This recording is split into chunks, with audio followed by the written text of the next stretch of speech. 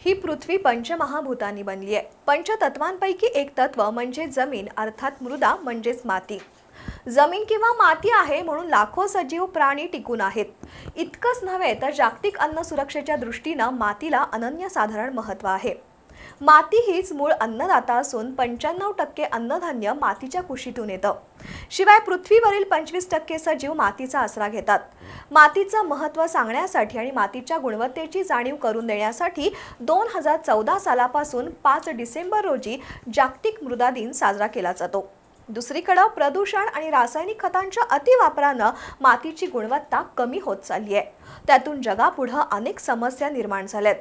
माती टिकली तर सजीव सृष्टी टिकून राहील हे लक्षात घेऊन मृदा संवर्धनासाठी सर्वांनीच प्रयत्न करणं गरजेचं आहे। जागतिक मृदा दिनानिमित्त मातीचं महत्त्व सांगणारं बी न्यूजचं विशेष वृत्त।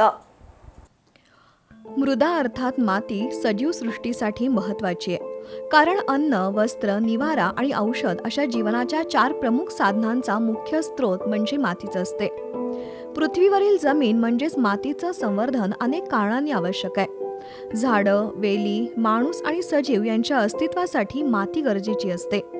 वनस्पतीच्या वाढीसाठी माती हे मूळ माध्यम असून अनेक कीटक आणि भूचर प्राण्यांचं घर आहे।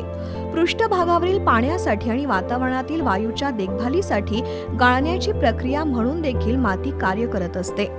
वेगवेगळ्या प्रमाणात खनिज, सेंद्रिय पदार्थ आणि हवा यांनी माती बनलेली असते।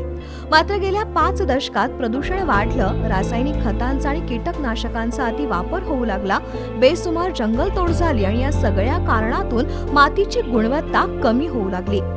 त्यातून जगापुढे अनेक समस्या निर्माण झाल्यात। मातीची सुपीकता कमी झाल्यामुळे अन्न सुरक्षेचा मोठा प्रश्न जगापुढे आहे। शहरीकरणासह उद्योगधंद्यासाठी प्रचंड जंगलतोड झाली आणि जमिनीची धूप वाढत गेली।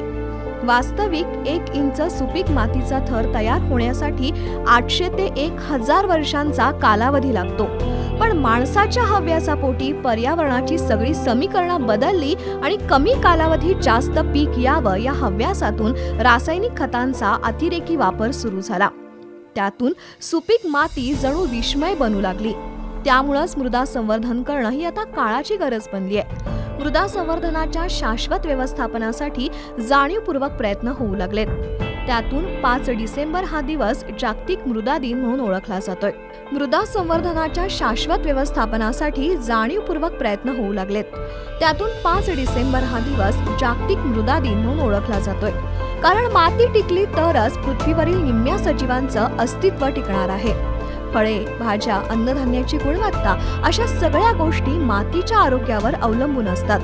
सर्वात महत्त्वाचं म्हणजे पृथ्वीवरील जीवन टिकवण्यासाठी मातीतील लाखो सूक्ष्म जीव सतत कार्यरत असतात।